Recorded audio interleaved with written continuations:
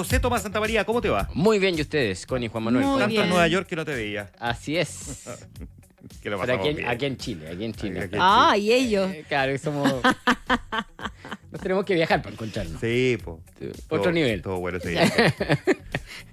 Oye, pero de vuelta en Chile. De vuelta en Chile terminó el mes de abril y con ello terminaron también las juntas de accionistas, que es una etapa particularmente intensa para los diarios económicos. Porque en el fondo es un mes o un poquito más en que todas las sociedades anónimas se reúnen, los presidentes, los gerentes generales con sus accionistas para definir políticas de dividendos, cambios de directorio y también para referirse a los desafíos y las oportunidades. Y mandar mensajes. Y enviar los mensajes también a las autoridades o al mercado. Y se usan estas cartas que justamente leen los presidentes o los gerentes, en donde se señalan cuáles son los énfasis o los temas que a ellos les parecen más fundamentales. En el mundo se han sido muy reconocidos también grandes discursos de presidentes de compañías que son esperados por todo el mercado. Acá en Chile también ocurre lo mismo. Y por lo tanto, durante un mes tú tienes 6 o 7 juntas que ocurren durante el día. Y yo me senté ayer con los periodistas del Diario Financiero que han cubierto estas juntas de accionistas y les fui preguntando cuáles fueron los principales hitos en el fondo de este momento en que los principales presidentes y gerentes generales se enfrentan a los accionistas y a la prensa también para responder las dudas. Son las principales empresas en Chile. Y ahí fui recabando algunos de los principales hitos que nos deja esta temporada de juntas de accionistas 2025. La primera, A ver. diría yo, bueno, los anuncios de inversión. Siempre estas etapas, estas juntas de accionistas son un momento para anunciar grandes proyectos de inversión o anunciar los planes de inversión que tienen las compañías para Chile, pero también para el mundo. Y eso es algo que cada día se ve más presente en las compañías chilenas, que son multilatinas o que están presentes en distintos países y que por lo tanto las inversiones ya incluso en un porcentaje importante no son para Chile, sino que son inversiones para los distintos países en los que están presentes, ya sea por cosas que hemos hablado en el pasado, las dificultades que existe para invertir en Chile, pero también por una estrategia que tiene que ver con ir diversificando los proyectos de inversión y los ingresos que reciben las compañías. La empresa que anunció la mayor inversión fue Empresas Copec, del grupo Angelini. Esa la tendríamos que poner en el ranking número 1 de las empresas que anunciaron mayor inversión. Son 3.000 millones de dólares que invertirá el año 2025, un 40% más de lo que había invertido, de lo que invirtió el año anterior, el 2024. De esos 3.000 millones, casi todos, 2.300 millones de dólares, se lo lleva el área forestal, Arauco, ¿ya? La rama forestal del grupo Angelini. Y ahí de nuevo el gran proyecto que tiene hoy día Arauco en el área forestal es justamente una planta de celulosa ubicada en Brasil, ¿ya? Por lo tanto es un proyecto que está fuera del país. Algo parecido pasa con CMPC, que es la otra gran forestal en Chile de la familia Mate. Ellos anunciaron inversiones por 700 millones de dólares, 280 millones de dólares son destinados a operación de plantaciones en Brasil también. O sea, son inversiones importantes que está haciendo el rubro forestal principalmente en Brasil. La segunda empresa que anunció mayores inversiones fue SQM, pese a la fuerte caída que ha tenido el precio del litio. El precio del litio ha caído un 40% más o menos, un 60% desde 2024. Y sin embargo, SQM decidió mantener su plan de inversión, que son más o menos 3.000 millones de dólares entre el 2025 y 2027. En específico, el año 2025 va a invertir 1.100 millones de dólares, 550 de los cuales están destinados a Litio Chile.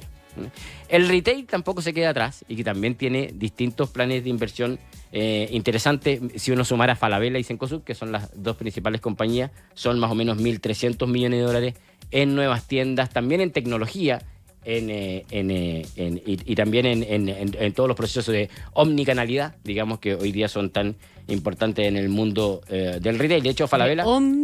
Omnicanalidad. Canalidad. ¿Qué tal te dejé con ese concepto? Me dejaste. Ya, bueno, pero No te lo había escuchado. Me refiero a todo el concepto logístico sí. que se necesita para... Así como presencia para que cuando, omni. para cuando tú, omnipresencia. Cuando tú compres en la web de alguna de estas tiendas, el producto llegue a tu casa. ¿Qué temazo es el de la logística?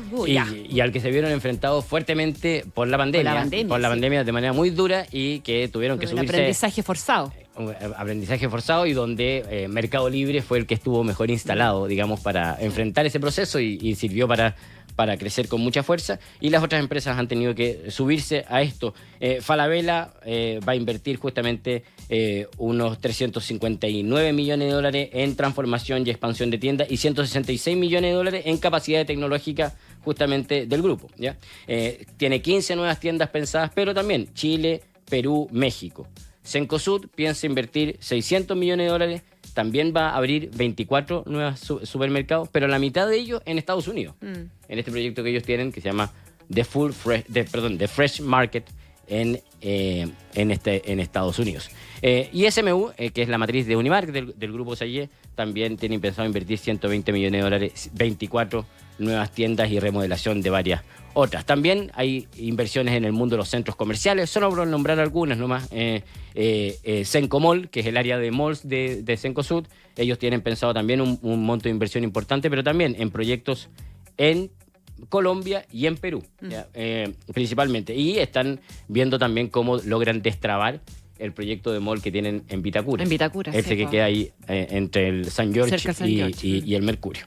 Que es otro de los proyectos grandes que tienen, pero que todavía le quedan muchas fases para avanzar. Y en Parque Arauco también enfocados en agrandar su espacio su espacio de arriendo disponible. Para eso se compraron hace pocas semanas cerraron la compra del Open Kennedy, que es Está en la esquina. que el que queda al lado del ¿Dónde Parque está Que cada vez fue creciendo más, digamos. Ikea? Claro.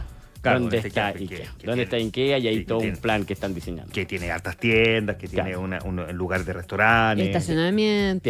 Tiene un hotel, digamos. Tiene o sea, un hotel, claro, sí. tiene- O sea, no es una cuestión pequeñita, digamos. Claro, que era propiedad de Falabella y que Falabella se lo vendió a Parque Arauco ahora hace pocas semanas cerraron esa operación.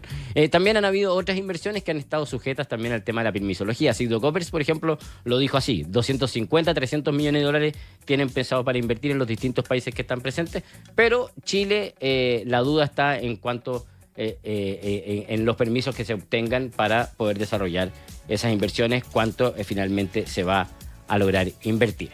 Otra de las tendencias importantes que se vieron en esta temporada de Junta, más allá de las inversiones, traspasos de generacionales. Sí, que eso es bien sintomático de los grandes grupos del país. BCI, por ejemplo, después de muchos años, Luis Enrique Yarur, que era el patriarca de este importante grupo financiero del país, dejó la presidencia, dejó el directorio y lo asumió su hijo Ignacio Yarur. También su hermano Diego, hermano de Ignacio, entró al directorio. En CMPC asumió la presidencia de Bernardo Larraín Mate, en reemplazo de Luis Felipe Casitúa. Nuevamente, entonces, un miembro de la familia Mate vuelve a presidir la empresa después de muchos años en que dejaron de hacerlo después del caso Colusión. ¿Te acuerdas que fue como el momento en que Claro. Eleodoro Mate dejó la empresa? Y también en Mallplaza, Ian Furst, que es nieto de Thomas Furst, que murió hace pocos días atrás, es un joven de 23 años, de hecho va a ser el director más joven del IPSA. También hubo otros cambios de directorio interesantes, por ejemplo, Alfredo Moreno, que ustedes lo comentaban recién a propósito de la Comisión por la Paz, que entra al directorio de Codelco, ¿ya? Otra tendencia que también llama la atención es que por primera vez, fíjate, por primera vez en muchos años, bajó la cantidad de mujeres presentes en directorios IPSA. Por primera vez. Esto era una tasa que siempre había subido, o sea, no siempre, perdón, pero desde hace muchos años. La tendencia era la alza. digamos. De hace muchos años la tendencia era el alza. El año pasado habían llegado a un 22%, este año bajaron a un 21%. La cantidad de mujeres que ocupan sillones en directorios de empresas IPSA, que fue visto como algo preocupante por las organizaciones que se dedican a este tipo de temas y que además en medio de un proceso en que se está discutiendo en el Congreso, un proyecto que sugiere una cuota de mujeres en los directorios y que ha sido muy discutido y que ha generado mucha polémica. Bueno, y por último están cuáles son los grandes temas que se discutieron Sí, ¿qué es lo que durante estas plantearon, juntas. qué es lo que plantearon las juntas? ¿Qué es Porque lo que- ahí se recoge un montón de noticias. ¿no? Ahí está, claro, la grande noticia. El primer tema, o quizás el principal que más notaron los periodistas. ¿Qué? Crecimiento. Déjame adivinar. Permisología. Déjame adivinar. Crecimiento. Bueno, crecimiento. Por supuesto, la poca capacidad que está demostrando la economía chilena por crecer, fijados particularmente en el PIB tendencial, que está en torno a un 2%. Francisco Pérez Maquena, de hecho, gerente general de Quiñenco, presidente de CSU, lo planteaba, se ve cada vez más lejano el anhelo de convertirnos en un país desarrollado, fue una de sus frases. Si queremos retomar esa senda, Chile debería asumir el crecimiento como una política de Estado. Fue uno de los temas. Roberto Angelini también en la misma línea dijo que preocupa que como sociedad pareciera que hemos perdido las ganas de crecer más. ¿Ya? O sea, hay un primer énfasis que planteó el mundo empresarial que tiene que ver con las políticas que se puedan llevar adelante para que el país vuelva a crecer, y ahí lo emparejo al tiro con otro de los puntos que también mencionaron muchos, que tiene que ver con el tema de la permisología que comentaba la Connie recién. Lo dijo Cito Coppers, lo decía hace un momento atrás. También lo dijo Roberto Angelini, presidente de COPEC, que dice que el tema de la permisología no da para más.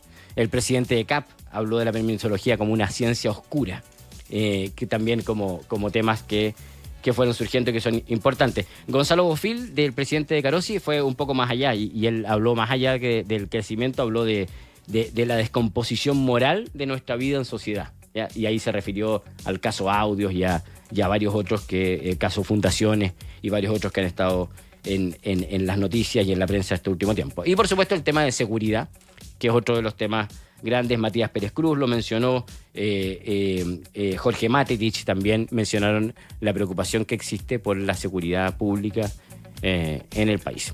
Y por supuesto el tema de la guerra comercial, ¿cierto? El tema de la guerra comercial sería como el otro aspecto que cruzó las juntas, pese a que las juntas en general son para hablar de los resultados del año anterior y que ocurrieron en abril. O sea, fue una noticia que se dio mientras ocurrían las juntas. Siempre hay espacio para conversar sobre los desafíos hacia adelante, y ahí el tema de la guerra comercial fue el más importante. En general, los discursos tuvieron que ver más con la cautela en torno a lo difícil que es predecir el destino de esta guerra comercial y de la crisis geopolítica. Por ejemplo, destaco uno en particular, el de la compañía sudamericana Vapores, el gerente general Óscar Asbun, que es esta compañía del grupo Luxich, que es propietaria del 30% de Hapag-Lloyd, que es una de las grandes compañías del mundo en este rubro. Él justamente decía que la guerra comercial está siendo muy difícil, muy volátil, estimar la carga que llevan estas compañías navieras.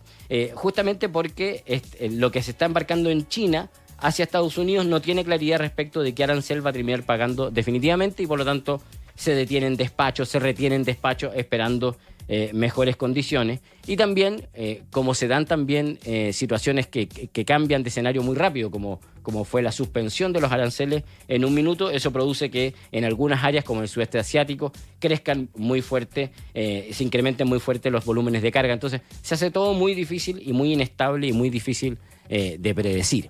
También lo decía Conchitoro, que es otra de las grandes empresas chilenas, la principal viña de nuestro país, cuyo gerente general decía que las aranceles están haciendo especialmente complejo este año, independiente de que Conchitoro en particular, como está presente en Estados Unidos, cree que está mejor preparado para enfrentar este proceso, pero lo está haciendo particularmente difícil. Crecimiento, permisología, seguridad, guerra comercial, los principales temas que se abordan. Es interesante mirar la evolución que van teniendo estas cuestiones, porque hace nada, y no es malo recordarlo, no hace nada, el gran problema que teníamos era el de la incertidumbre. Claro.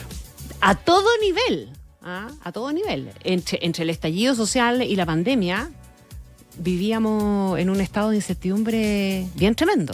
Claro. Bueno, de hecho...